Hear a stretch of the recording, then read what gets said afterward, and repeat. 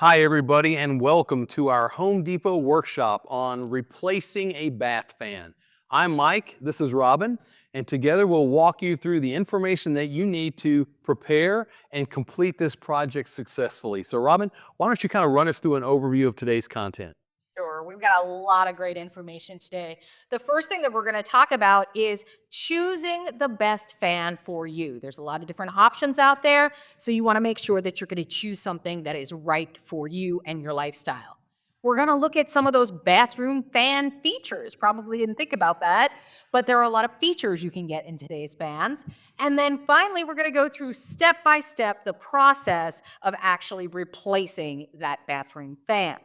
Now, in addition to what we're going to go over today, you can always find a lot more instructions on homedepot.com. We have how-to videos and articles. And of course, under our related content tab, there is a resource guide that has video links, guides, and tools that you need for this project. So like Robin said, we're going to walk you through the process of installing a fan. That's why you joined us today. But before we get there, we do want to walk through some of the choices and some of the options that you have in buying that new fan. Because obviously, if you're replacing an old fan, you've got to buy a new fan. And if you've never purchased one, or if it's been a really long time, there's a lot to consider when you're looking at what kind of fan you want to buy to replace that old fan. So first, let's talk about some of the features that are available. Because if you think about it, how often do you change out a bath fan? Most of us have never and might never do it. You probably need to. You wouldn't be watching us today. But you're not going to be doing it very often. So before you think about the install and approach that actual process, it's important to choose the right fan. You want to consider some of the innovations, some of the features that are out there. A lot of them may not interest you necessarily, but they might. You might be surprised at what is available. So we want to walk through some of that stuff. But the idea is for you to get the best quality fan you can for your budget and know that it's the right fan for you. Now, the first thing that you really need to consider when you're looking at your bathroom fan is it big enough? Is it going to move enough air? And the measurement that we use for that is called CFM, or cubic feet per minute. Now, that fan's purpose is really to remove moisture out of that bathroom, right? Because moisture is going to cause mildew and mold, which eventually can lead to structural damage as well. You want to match your fan's CFM to the square footage of your room. Now, square footage is a real easy measurement.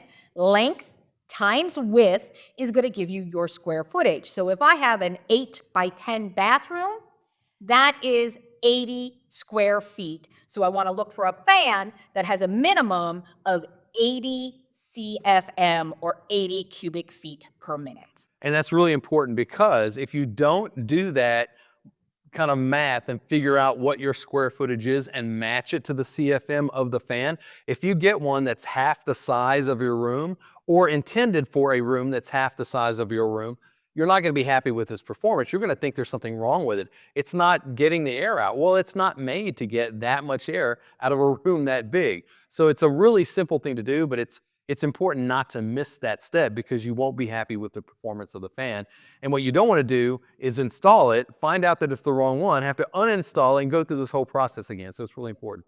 The next thing you want to think about is the size. So you want to measure the opening and you want to hopefully match the size. Now you can go smaller, you can go larger, but there are complications when you do that. Perfectly fine to do it, but there's other work that you'll have to do to make that work. We'll talk about that later.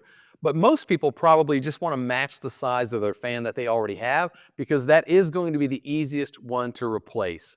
Now, if you want to do a larger fan, you're going to have to cut a larger opening. If you want to do a smaller fan, you're going to have to fill in the opening that was there because now you don't need a hole that big. So again, we'll talk about that in a little bit more detail, but you want to think about the size of fan that you have and get a fan close or comparable to that or a different fan if there's a reason to do that. Right. Now, the third thing that we really want to talk about is the venting. All right. Now, there's a couple of different ways that your bathroom fan can vent. It could either be what they call a top vent, which is going to come out of the top of the fan unit, or a side vent, where it comes out of the side of the unit.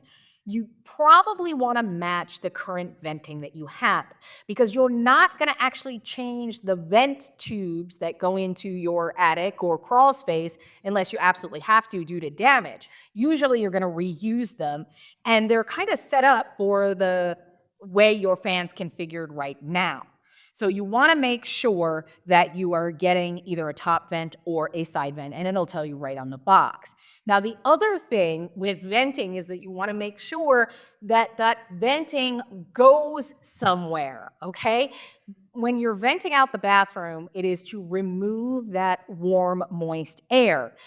A lot of times contractors may kind of cut corners and vent into the attic or into the crawl space. And all that does is move that air from one room to another, but it doesn't really get rid of it. So if your vent is not properly connected to the outside, meaning through your roof or through a wall or out the side of your crawl space, then it's not vented properly. Now, we can't stress that enough, because you might be thinking, why do I care? I just want that hot, steamy air out of my bathroom so I can see myself in the mirror. But if it's going into your crawl space or your attic, you're going to have mold eventually. If it's been like there for a while, you may already have mold and not even know it. So again, you want that moist air out of the bathroom, but you also want it out of the house. So you want to make sure while you're doing this to check to make sure that it's vented properly, because if it's not, A, you need to fix it. B, this is the perfect time to do it. Right. And you're going to pull everything apart. Now it's time to fix the whole thing. Yep. Now, the other thing we want to talk about is style, because again, bath fans, functionally speaking, they're not complicated, they're not doing a lot, but nowadays fans do a lot more than just pull the moist air out of the bathroom. There's a lot of different features. There's different shapes, there's different finishes, there's different options, there's different bulb types. You can use any kind of bulb type in these, depending on what fan you purchase. But you want to balance out those features and the functionality and figure out what works, for you. If you're happy with your fan that just is a fan, then you can replace it with a fan that doesn't do anything else. But you might want to review, and we'll talk about them in detail in a second. But it's an opportunity to maybe have an additional function to your fan that you don't currently have. Right. I don't think a lot of people think of style when they think of bathroom fan. No. But now's a great time too, because there's a lot of advancements. They have a lot of new features in bathroom fans now, and you really kind of want to review what's going to work for you. Some of the new features. You can get a round shape instead of the traditional square or rectangle, or you may like that more geometric, square or rectangular shape. You can find them now to play music. I know I like music in the bathroom. I think that's a great feature if I can have a Bluetooth speaker. We can have them to be designed that it looks just like a light, but has that fan feature in it. So you don't even really see that it's a fan. It just looks like a light. You can have them with lights built in, without lights built in. There's a lot of different features. So really think, if I'm going to take the time to replace my bathroom fan, what would be some of those nice to haves? Changing colored lights, maybe some music, or maybe I don't really care and I just want the most basic fan that I can get. Right, and whatever decision, again, that you make is fine. It's your fan. It can do or not do whatever you think is appropriate for you. But what you don't want to do is just rush into it, install the fan, then go to your friend's house and see that they have a fan that does all this cool stuff. You're like, wow, I just changed out my fan. I could have had some of that cool stuff too. So just want to make you aware that there are a lot of options that you might want to look into. So in addition to features, there's another thing that you need to think about, and that's the zone level. The loudness of a bath fan is measured in zones. And if you've never heard that term, that's all it means. It's just the level of sound. And as far as the range, to give you some idea of what you're looking at, a quiet fan has a zone level of 1.5. What's considered to be a moderate fan is 1.5 to 3. And then a loud fan is anything 3 and above. So depending on your sensitivity, and if you're concerned about the fan noise, that might be one of the reasons you're changing your fan. Maybe it's working properly, but you just think it's too loud. You can certainly get a fan that's a lot quieter, but that's the zone level. So just be aware that the smaller the number, the quieter the fan. Absolutely. And the other thing is, a loud fan doesn't necessarily mean it's working harder or better or moving more air. It just might be constructed in a way that makes it loud. So it's really not a question of the functionality as much as it is just the sound of the fan itself. Yeah, and that's really important. It's like really look at that CFM, cubic feet per minute, and the zone level. The CFM is going to tell you how much air it can move. The zone level is going to tell you how quiet or how loudly it's going to move that air. Yeah, and again, if that's not a concern for you, I don't use my bath fan that much. It's not terribly loud. It makes a noise. I don't really worry about it too much. But if that is a concern, maybe you live in a household with a lot of people who get up at different times of the day, and someone's always complaining that they're woken up because you're taking a shower at 5 a.m. and there's this loud fan going.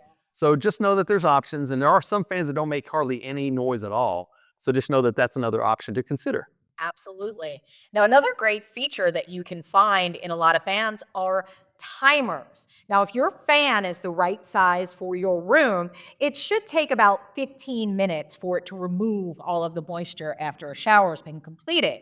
Now, a timer is a great way to ensure you're getting the proper ventilation without leaving that fan running.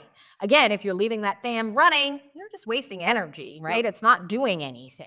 So some of them have built-in timers, which are great. You can also add a timer switch to them. We have a great workshop on replacing switches and outlets that can help you out with that. But you can set up a timer so that you don't have to worry about coming back and turning off the fan later or having it run too long. So that's also a really great feature. There's also some with motion sensors that will detect motion and activate, but then when it's no longer detecting motion, it will deactivate and turn itself off. So it's something to think about. We've probably all left a bath fan on because it's not finished doing what it needs to do. You intend to come back in 10 minutes. You come back in 4 hours and it's still running. But just some features that will help you to avoid that situation. A little bit of energy efficiency. Why run a fan if you don't need to? Yep. Now, like Robin mentioned, a lot of these come with lights, some don't, but if you find that your bathroom is well lit and you don't necessarily need more light, you can absolutely replace yours with one that doesn't have a light. But if you find that maybe a side of your bathroom or a corner of your bathroom is a little bit dark and it's just never quite lit enough, you can help out if that's where your bath fan is by getting one with a light. It's just a nice added benefit to add that additional light in your bathroom. That's always a great thing to have. Now, a lot of things now, which you can really look for are smart features. Everybody's looking for more smart features. How can I control these things? Well, your bathroom fan is not exempt from that. We have smart fans, right? These things have features like remote or application-based control. So if you do leave that fan on, Right. walk out of the house and remember it an hour later, Driving to work. you're driving to work, you can always turn it off via your phone, which is a great feature. Another thing, perhaps you don't need more light in your bathroom, but what about some mood lighting? How about, you want to change some colors on the light if you're taking a nice bubble bath at the end of the day or something like that? You can find a lot of fans that have that built-in color changing LED light feature. Like I talked about earlier, you can get them with Bluetooth speakers. So again, you can listen to your music while you're in the bathroom, either taking a shower or maybe getting ready to go out somewhere. And quite a few of them have those programmable timers that are built right into the smart features that you can control directly from your phone.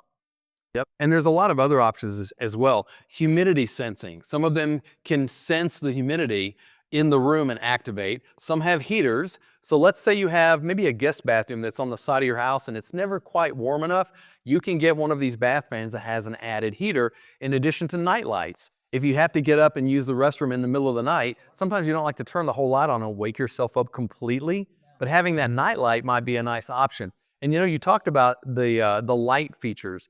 Some of you might be thinking, why do I care that there's different colored lights? Think about it. If you're having a Christmas party, maybe, you can make the bathroom a little green or a little bit red, or at Halloween, maybe make it orange. So there's a lot of color options on those lights and you can do a lot with them. So it's just another nice added feature that you may not use very often, but it's just a cool little feature that maybe you can show off to your friends. Sure.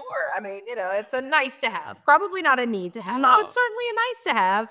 And now that you're taking the time to replace the fan, Right. maybe you consider some of those options, right? So that's all of the selection and feature kind of information that, again, we wanted to give you before we get into the installation, because you do have to choose a fan, and you might not want to miss out on some features that you might think are kind of cool that you didn't even know existed. So we wanted to get that out of the way first. But now we are ready to kind of walk through the process of actually replacing your fan. So now that we've kind of talked about those details, these are the steps that you need to follow, but we do want to talk about one important thing. And we always say this, and everybody I think knows they're supposed to do this, but some of us don't, and that is read the instructions, because bath fans, again, are not super complicated. They're not doing a lot, at least not the basic ones. You know, there's a fan in there, there's a motor that pulls the air and pushes it out of the house, hopefully. So they're not complicated, but all the fans aren't exactly the same. So there might be a connection difference, or the way that they're connected to the joist is different, or the way the motor goes into the housing. There might be a little bit of a difference that you need to kind of think about before you start the process of installing it. So it's important, at least review, glance through the instructions, get an idea if there is something that's a little odd, or if there's a part that you don't expect to be different, so you don't run into a problem when you're actually doing the install. Yeah, it's way easier to get that out of the way than being on top of a ladder with a heavy, I mean, they're not real big, but they can be a little heavy fan motor in your hand and trying to figure out, oh, I didn't know I was going to be faced with this. Read your instructions first. It's just going to make it go so much faster when you're up there and you're going to know what to expect. And you know, we find that people who are avid DIYers and do a lot of this stuff kind of assume, I've done a bath fan before. It's not that hard. It's easy to do. And they run into a problem that they didn't expect because it's different. So either because you're not very experienced and you need to know all this stuff, or maybe you are experienced and you're assuming you're going to breeze through it, always important to read the instructions. Absolutely. Now, our very first step in installing a bathroom fan is in any DIY project, but especially something like a bathroom fan, is safety. And that means we're dealing with electricity. You have to turn off the breaker. Don't turn it off at the switch. That turns off the fan. That's not necessarily going to stop the electricity. You want to turn it off at the breaker, okay? So that's really important. You want to work safely. Check the line. You can use a non-contact voltage tester to make sure that there's no electricity going to those wires, all right? The other thing you want to be really careful of whenever you're working on electricity, when you turn off a breaker, you want to mark that breaker. Put a sign right on the breaker box. Working on the electrical in the bathroom, do not turn this breaker back on. That way, if somebody comes by and they notice the breaker box open, they're like, oh, wonder why this is shut off, and go ahead and turn on that breaker while you're working on it. You're going to know it, and it's just not a safe situation. Unless you live alone and you know that there's no chance that it's going to come back on, you know, chances are if you turn off a breaker, it may not just turn off the power to the room that you're in. It may affect another part of the house, and somebody's trying to use that part of the house and they think, oh, this is why it's not working. I'll turn this back on. So again, put a note on there. Do not touch this working on electrical. It's really important. Yeah, it really is. Safety is always number one. Yep. Now, removing the old fan. The first step is to remove the cover. Now, with all bath fans, there is a simple little cover that's covering up not just the fan, but the hole that the fan is sitting in. And those are hooked in with these little clips that simply just push together, go into the little clip hole, clip opening, and then open back up to secure that. So when you're pulling it out, you can literally just work your fingernails or something into the sides, kind of loosen it a bit until you can reach in and grab those clips and then pull those loose. So that's the first thing. Now, if it doesn't come loose, you know, maybe it was put in and then somebody painted the ceiling and it's sealed with paint. Work it loose. You're not going to keep this because you're replacing that as part of the new fan. And then you can use a screwdriver to remove the screws that are holding the fan in place. Remove the motor and the fan. So once you get the fan out, the motor out, you're going to want to go ahead and detach your wiring. Again, it could be connected in a variety of ways. So it could be, and we'll look at this again, it could be housed underneath this little, you see this little thing that kind of covers the back here? It could be housed underneath there. There could be a plug that you disconnect to take the motor out. Sometimes the whole unit is plugged into an outlet in your attic. That's not the common way anymore. Most code requires that your bathroom fans be hardwired, but depending how old your fan is, it may just be plugged into an outlet in your attic. If that's the case, we may have to do a little more in installation because it no longer has a plug to plug right in. So you're going to want to make sure that you're detaching the wiring. The good news is, since you're not going to use the wiring from the fan unit itself, you can actually cut off the wires right at the fan to make it a little bit easier to detach everything.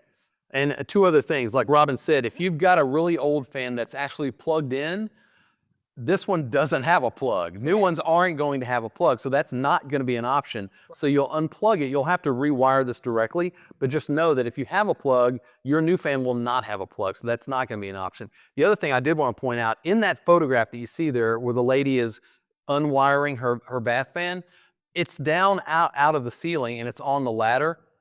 I'm going to assume most people aren't going to have that much extra wiring unless you have a really tall ladder and you're really close to the opening. You don't expect that to be the case. This is a perfect case scenario where she had a lot of extra wires and was able to sit it on the ladder and rest the weight there while she did the wiring.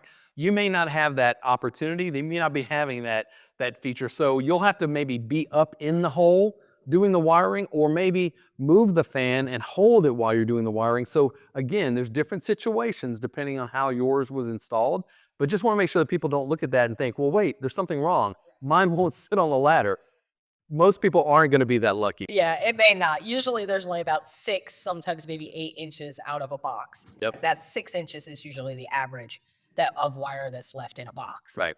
And then after the fan is removed, you can remove the vent that's connected to it. Like we talked about, hopefully, if you've got it vented correctly, there is some ductwork, like you see here, that's connected to the side of your fan. You're going to have to loosen this from the side, and it's connected right here. There's always an exhaust on the side that this is actually connected to. So you'll have to loosen that. If it's on there with zip ties or tape, whatever it is that's holding that on there, you want to remove that to take this off. This is going to stay in place. Take out the old fan, put in the new fan, and then reconnect that. So once you get the fan out of the ceiling, you want to disconnect this. Now again, this is where things are going to vary in your old fan versus your new fan. There's a lot of different ways that fans are held up there. So if we look at this, this is a very basic fan, and this, by the way, is what we consider that side vent. You could see how it's coming out of the side. This unit itself would be upside down, and the fan portion facing your room.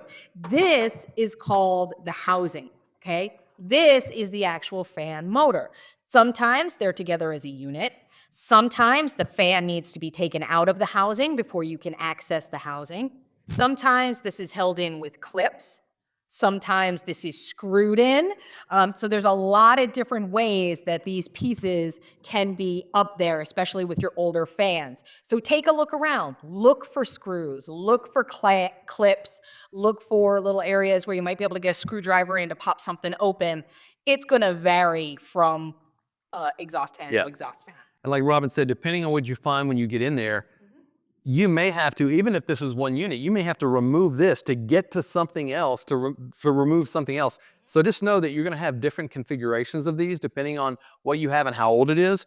And again, you're not keeping this, so don't worry too much about doing damage. You just got to get it out. So whatever you need to do that, that's what has to happen.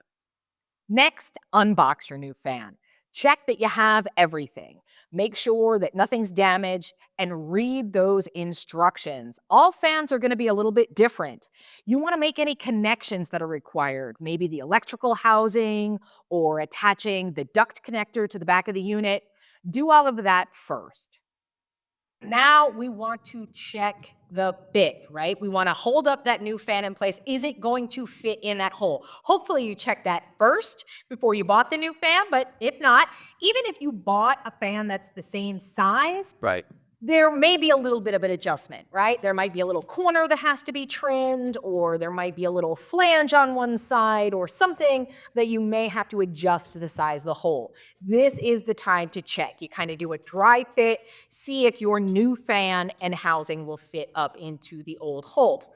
If you need to make a little bit of an adjustment here or there, you can utilize what is known as a jab saw, and The reason is it's exactly that. You can just jab it right into your drywall and saw, and this will allow you to saw off different, like if you need to make a small adjustment, it's really convenient to use whenever cutting drywall under ceiling or your walls. Right. And then another thing to think about, even if you have the exact same size fan and it does fit into the hole, it may be configured a little bit differently than yours. If yours connected on this side and the vent is on this side, that may not be the case with the new one. So you may have to adjust the fan the way it's placed in the hole in order to attach it. Well, then now that means this is in a different place. So just know, again, none of the fans are exactly the same. I should say all the fans aren't exactly the same. And you may have to make a slight adjustment, not just in it fitting, but the way it has to fit in order to connect. And then that might introduce another thing that you have to do inside your ceiling. So just know that, there are differences. They're all basically the same, but you might have to make slight adjustments, like Robin said, in order to make that fit and work. The next thing is going to be attach the wiring, and we're going to look at this again. Now, like I said, it depends. Your wiring can be attached in a lot of different ways. Generally, it's going to be tucked up in the back here, and it is going to have a cover plate over it, right? That you're going to have to remove a small screw in order to get this cover plate off. And this is the wiring to the fan. Now, this is what is called a quick connect. You can see there's already connectors on the end of these. And these actually have little holes where the wire connects into. Now, this would be the wire from your house. This is kind of your standard house wiring. You'll see there's 3 different wires, a black, a white, and a bare. And you'll see the ones coming out of the fan itself are a black, a white, and a green. So that is going to be black is always your hot wire, white is always your neutral wire, and green or bare is always your ground wire. And in order to use these, real simple, you'll strip about 1/2 inch off of the wire using your wire strippers, and you just plug it right in. Just pop the green in with the bare, the black in with the black, and the white in with the white. And it's just that simple. Yeah, and if you've ever done any kind of wiring before and you're wondering, where are the wire nuts? I thought we had to use wire nuts. That's why this is called Quick Connect, because where you would ordinarily have a bare wire coming out of whatever it is that you're installing and a bare wire coming out of the wall, you would normally have to connect those wires manually, twist them together and add a wire cap and twist to lock them in place. This, you don't have to do that because, like Robin said, the connector is already attached. It's part of the unit. So you really simply just push this in and it kind of locks in place. So yeah, it just saves you time. That's why it's known as a quick connect. But that's the difference, in case you're wondering, why does this look different? Why is that better? It's not necessarily better. It's really quicker, and it just saves you time. Exactly. So if you don't have this quick connect, you may just have those bare wires. And in that case, you'll do the exact same thing with the wire nuts. The key thing to remember whenever you're wiring something like this, and it will be in the instructions as well, that you just want to match the colors of wire. Black to black, white to white, and green to bare or bare to bare. Sometimes they're green, sometimes they're bare, but green and bare wires always go together. Now, you should be reusing the venting, unless it was damaged for some reason, you should be reutilizing this venting, and you're going to attach it to wherever it comes out of the fan itself. Now, there's a couple of different ways that you can make that attachment. You can have vent straps or vent clips, right? You can use aluminum vent tape. This is really great for making a nice airtight seal, which is what you want. You want that air to be forced through that vent tubing, and this tape is going to make a nice tight seal. Sometimes they even use things like zip ties in order to tighten it. My suggestion, always use the tape. Even if you use a zip tie, even if you use another type of clamp, you want to make sure that you're getting a nice airtight seal with that. Now, one thing to be aware of when you go into the store and look for this, there's a lot of different foil tapes. Some are made for HVAC in general. You want to make sure that you get one that, like this one, you can see it says bath fan installation. So there's no doubt that this is the right one, but some of them may not say that, but they're appropriate for bath fans. It'll say it somewhere on the label. So just don't grab the first shiny piece of tape that you find. Right. Make sure that you get the right type that works for bath fans. Now, the other thing that we want to look at is when you're attaching that vent, you can see, let's turn this up here. You have to angle it so the light catches it. There we go. You can see that there is a flapper in here. Yep. Okay? There we go. You see that little flapper that opens? You want to make sure that that flapper is not impeded at all, right? That it's not being blocked. It has to be able to open and close freely in order for the fan to work properly. So make sure when you're attaching that vent that you still have full functionality of that flapper as it's working. Now, one other thing to think about when it comes to the venting, if you get up in there and you find that yours is vented properly, but maybe even though it's sealed really well and it's leaving the house, you might have mold or the signs of the beginnings of some mold around the actual ductwork. Why is that? In certain parts of the country, especially in the Northeast, maybe where it gets really cold, you may have a lot of condensation that gathers on that because of the difference in temperatures. If you run into that, you might want to take this opportunity to replace the venting that you have and replace it with something like this. You'll see the inside of this is just regular venting like what you saw before, but it's insulated. So that's going to help prevent condensation and other issues. So this is certainly not required, but if you find or you're concerned that you might have a condensation issue in your attic, you can replace that and use this instead. Now you're ready to actually install the fan. Right. And the big thing is, as you're tucking that fan unit back up through the hole, and you're going to lead, the vent first, make sure that you're doing that.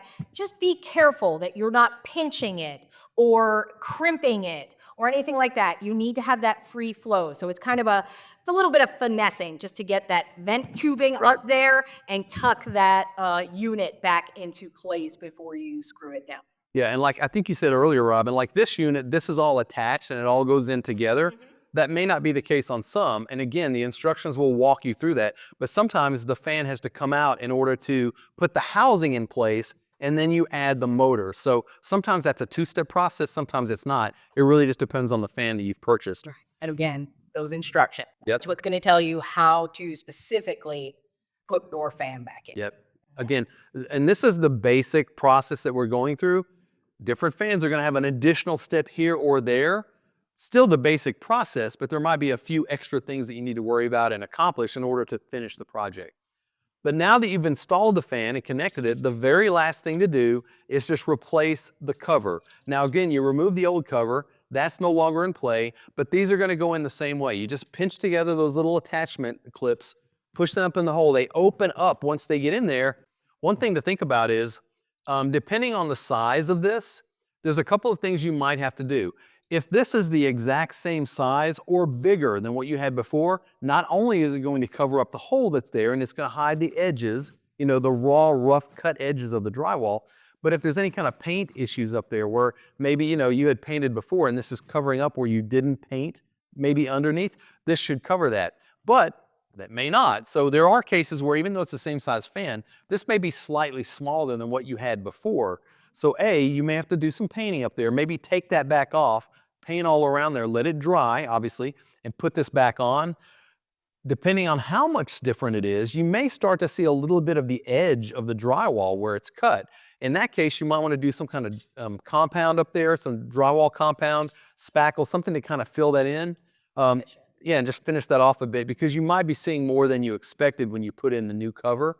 But the other thing to think about, how often do you actually look at your ceiling, at your bath fan? You probably don't look at it that often. So you want to finish it off and have it look nice, but if it's a little bit off, maybe you don't worry about it so much because nobody's probably ever going to see that. Yeah, you're usually not staring at your bathroom ceiling. I don't look at my fan a lot. No, I don't.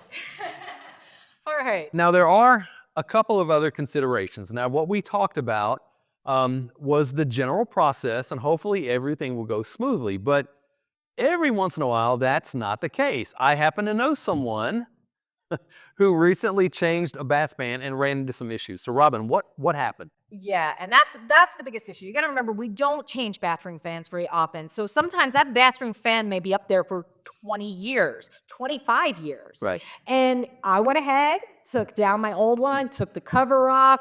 I'm ready to take this fan out Cannot get it out of the housing. There are no screws. I can't see screws anywhere.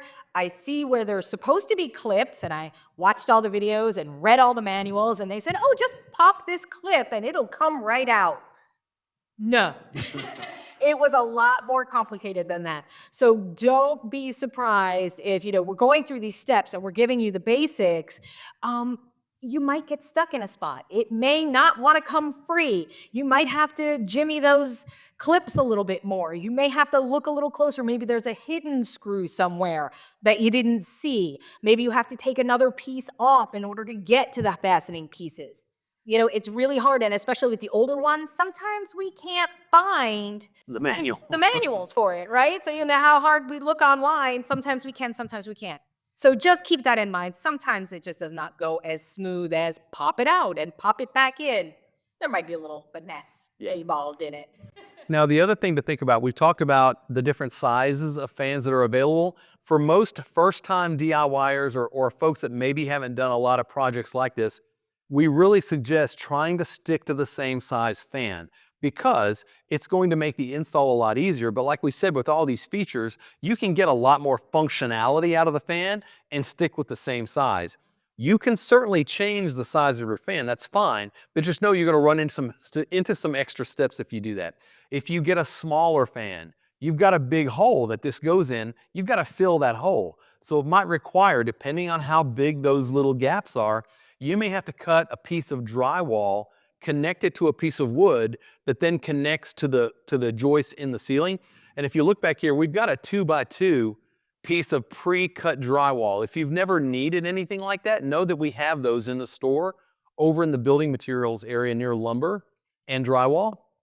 But it's really good if you're doing any kind of drywall patch. If you have a hole in the wall and you need a piece of drywall, you can purchase one of these, not have to purchase a whole piece of drywall. But it's also good for dealing with a bath fan because, again, you can cut off a little sliver, a little piece of one, depending on how big that gap is. If you're now putting in a smaller fan, connect that to wood, connect the wood to a joist just to fill that in as best you can. And then obviously you want to fill in those gaps around that with drywall compound. Finish that off. If you've got any kind of like a popcorn ceiling, you can mimic that so it kind of blends in a bit. But just know if you go smaller, it's really a little bit complicated as far as fixing that. And then if you're going bigger, it's just a matter of making the hole bigger. Again, you can do that with a jab saw. Once you've measured out the size of the hole that's needed, you can cut out that extra drywall and install that fan. But again, know that you may run into an issue where and how it's connected. It may not fit the same way your old one did. You may have to adjust and maybe move it a bit. Maybe it needs to be a little bit to the left or right. Again, that's going to leave a hole in the drywall that's already there, the hole that's already there. So just know you can go bigger or smaller. There's some extra steps involved.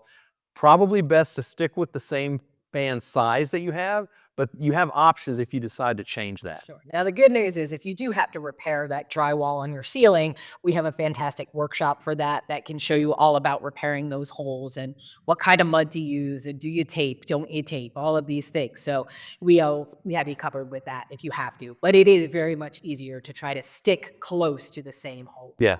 And again, depending on the size of the fan, I think, Robin, you may have mentioned this fan actually only connects on one side. You can see these connection points over here. They don't have them on this side. So this fan is a smaller fan, not very heavy. It's fine to connect that just on one side. That won't always be the case. So depending on the configuration of the fan, the way that the old fan was connected may not work for the new fan because you may have to move it around or spin it based on something that you found. Maybe the exhaust doesn't reach or something. There's different things. So just know that, again, once you get in there, even if it fits in the hole, there may be some other adjustments you need to make. So just be prepared for that. Nothing to worry about. It's not super complicated, but just know that it may not connect exactly the same way your old one did. Exactly. So that's always an important thing. Now, venting.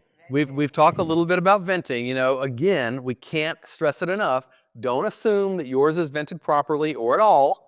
And if you're changing out your fan and you find that it's not done correctly, this is obviously the time to fix that and eradicate that problem altogether. But one of the things that you might find, again, we talked about contractors sometimes taking shortcuts and not venting it at all, or they might vent it to a soffit. Now, if you're not familiar with what that is, the way that the ventilation in a house works, there's always a vent along the top part of your roof, underneath the shingles. That allows hot air in your attic to escape. Well, as that happens, it's pulling in cooler air through the soffits. Sometimes what they do is they'll run the exhaust from the bath fan out of soffit. Seems like a good idea. It's leaving the house, but if it leaves through the soffit, guess what? It's going to be pulled right back into the attic because that's what the soffits are there for, to pull that cool air in. So you don't want that. Even though it's leaving the house, it's only leaving temporarily. It's going to be pulled back into your attic and you're still going to have a mold problem. So if you find that yours is vented, but it's vented to a soffit, you want to take that loose, cut a hole in your roof, and vent it through the roof. Now that's a somewhat complicated process. It involves finding where you want it to be, putting a screw or a nail through the roof so that you can find it when you get to the outside. You're going to need to cut away some of the shingles so that this outside vent can actually fit. So you would measure the opening at the top. Don't measure the bottom part. No, you got This, to around here. yeah, because this part's going to slide underneath your shingles, and that's one of the ways you're going to keep this waterproof. But you want to measure the size of the actual part that's going to be exposed. You'd cut a hole in your shingles, you would work this in. It's somewhat complicated. We don't think most first-time DIYers or people that maybe don't have a lot of experience doing projects like this around the house are going to want to get up on the roof and cut a hole in the roof, you know? But that's what needs to happen. So if you find out that you do have the soffit issue, you want to correct that. If you don't want to take it on yourself, you can always hire a pro to kind of help you with that. Absolutely. You know, it's like if you need the proper venting, everything you need for the proper venting comes in one kit, just like this. All of this stuff came in this kit. This is your standard vent hose. You can use the insulated one that would be purchased separately if you wanted it, but because it involves cutting into the roof, that's even for me, that's kind of where I draw the line. I don't like to cut into my own roof. I do a lot of my own home DIY. When I start dealing with windows or doors or cutting into the roof, that's where I get a little more intimidated because that's where it's keeping the elements out. And I want to make sure that it's done right. So that's usually where I'll look into a professional for that. Right, and what you don't want to do is solve one problem by getting the hot, moist air out, but now you've got a leaky roof because you didn't do that part right. So again, if you're not comfortable with that, it's important to do it or have it done, but you don't have to do it yourself. Don't feel like you have to take that on. Absolutely. Now, we have covered a lot of material today. We gave you some real basic information on choosing the fan that's best for you, kind of looking at some of those brand new fan features. Maybe you never even thought about what features a fan could have. And then, of course, the step-by-step how to replace your fans. So hopefully you've got a lot of great ideas and some great information. And of course, don't worry if you miss something or maybe want to review some of the content again. About an hour after the workshop, you will get a thank you email thanking you for joining us, but then in that email will be a link to a recording of the workshop. So you can go back and watch it again. You can watch it as many times as you want to get all the information kind of reviewed again and make sure that you're on the right track when you take on this project.